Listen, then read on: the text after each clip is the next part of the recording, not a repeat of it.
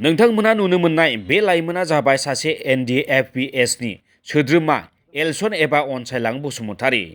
BTR गोरोबथानि उनावबो साखाथिनि हादर म्यानमाराव थाबोनांनाय चिरां जिल्लानि निज्रागुरि गामिनि एनडिएफबि सोद्रोमाया एनएलएफबिनि दैदेनगिरि आरो देरहासार इस्लारिनि नाजानायाव गावनि जायगायाव फैफिननो हादोंमोन।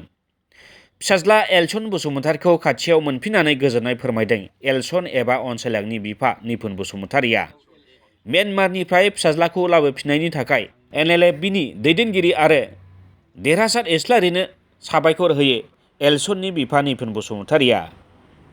आं दिनै साबायखर बावनांगोन जे आंनि फिसालाया हजों फासिनानै थाबोनानै गोबां खस्थ' मोनबाय, ओमफ्राय खस्थ'नि गेजेरजों न'आव सफैबाय, बिराद रंजानाय मोनदों। ओमफ्राय सफैनायनि मेन खारना जाहैदों माने देरहासार इस्लारिनि इउटुब चेनेलनि टीमनिफ्राय गोबां सहाय खालामदों। ओमफ्राय ओरै माखासे एनएलएफबिनिफ्राय हेल्प दङ बेहाय। एलसना म्यानमाराव थानाय समाव केम्पनिफ्राय खारदों आरो ड्राग्स जायो होनना बुंनाय बाथ्राखौबो नेवसिगारदों बिफा निपुन बसुमतारीया। नङा बियो एखे थगायथारनाय आरो नङा। आं बहुद रायलायदों, फनजोंबो रायलायदों, सोंदों।